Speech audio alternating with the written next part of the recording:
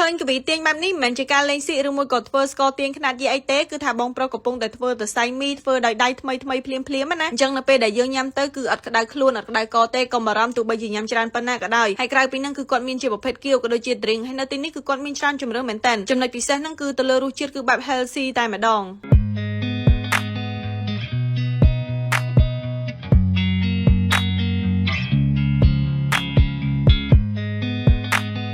ពុកម៉ែបងប្អូនដែលជាកាត់តាមវិធីព្រះអង្គឯងគឺប្រកាសជាបានស្គាល់ទីតាំងមកកន្លែងនេះរួចមកហើយដែលមានឈ្មោះថា David មីទៀងគឺថាតំបន់នេះសម្បូរភ្ញៀវទេសចរមែនតែនទាំងជាតិទាំងអន្តរជាតិណាគឺថាទៅដើរលេងពេលល្ងាចនៅមុខព្រះបរមរាជវាំងហ្នឹងហើយសម្រាប់ទីតាំងរបស់គាត់គឺនៅជិតជាមួយនឹងសារមន្ទីរជាតិពុកម៉ែបងប្អូនហើយចូលមកដល់វីដេអូរបស់យើងវិញគឺថាបងប្រុសប៉ាកែមែនតែននិយាយទៅគឺថាគាត់មានថ្វីដៃតែម្ដងណាគឺគាត់ធ្វើទៅសៃមីឡើងលឿនពុកម៉ែបងប្អូនហើយទៅសៃមីនេះគឺមើលមកផ្លែទៅដោយការសម្ដែងស៊ីអញ្ចឹងចំណុចតាក់ទាញមែនតែននៅខាងមុខហាងហ្នឹងតែម្ដងអញ្ចឹងសម្រាប់ពុកម៉ែបងប្អូនដែលបានទៅញ៉ាំនៅទីនេះគឺថាបានមើលការសម្ដែងស៊ីបានមើលការទាញមីបែបនេះដែលឥតគិតថ្លៃហើយគាត់ធ្វើលឿនមែនតើពុកម៉ែបងប្អូនសម្រាប់តសៃមីនៅទីនេះគឺគាត់ធ្វើថ្មីភ្លាមទាញឲ្យពុកម៉ែបងប្អូនបានឃើញតែម្ដងអត់មានលាក់លៀមទេអញ្ចឹងពុកម៉ែបងប្អូននៅពេលដែលទៅញ៉ាំមីនៅទីនេះកុំបារម្ភរឿងថាក្តៅកក្តៅខ្លួនអីគឺអត់ទេព្រោះដោយសារតែគាត់អត់មានប្រើសារធាតុរក្សាទុកសារធាតុគីមីអញ្ចឹងណាគឺថាគាត់ធ្វើថ្មីភ្លាមតែម្ដងអញ្ចឹងនៅពេលដែលយើងញ៉ាំទៅគឺទទួលបានរសជាតិមួយបែបឆ្ងាញ់មែនតើហើយសម្រាប់តសៃមីនេះគឺធ្វើបានច្រើនជម្រើសមែនតើប៉ុន្តែ Twister កំងនេះគឺជាប្រភេទមីស៊ុបសាច់ទាណា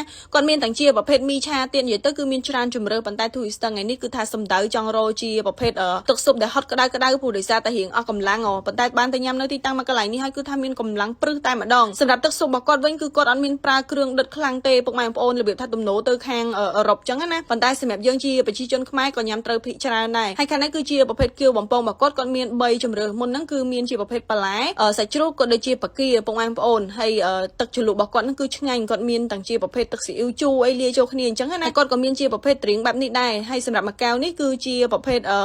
ស្វាយកលុកជាមួយនឹង passion ពុកម៉ែបងប្អូនហើយសម្រាប់កែវទី2នេះគឺជាម្នាស់កលុកជាមួយនឹង passion ដូចគ្នាហើយរសជាតិរបស់គាត់ហ្នឹងគឺថាគាត់អត់ទំនោរទៅផ្អែមទេគឺគាត់អត់មានប្រើស្ករអីខ្លាំងទេអញ្ចឹងសម្រាប់អ្នកដែល healthy ហាត់កីឡាហាត់ gym អីហ្នឹងគឺកុំបារម្ភឲ្យសោះនឹងថាឡើងគីឡូទៅញ៉ាំនៅទីតាំងមកកន្លែងនេះហើយគឺជាប់ម៉ួយដូច Twister អញ្ចឹងដែលជាពិសេសហ្នឹងគឺទៅលើតសៃមីគាត់ធ្វើថ្មីភ្លាមហ្នឹងតែម្ដងអញ្ចឹងសម្រាប់វីដេអូរបស់ Twister ថ្ងៃនេះគឺមានតែប៉ុណ្្នឹងទេហើយនៅទីនេះគឺមានបើកលក់ចាប់ពីម៉ោង 10 ព្រឹករហូតដល់ម៉ោង 10 យប់ណាអញ្ចឹងពុកម៉ែបងប្អូនកុំភ្លេចទៅសាកញ៉ាំទាំងអស់គ្នា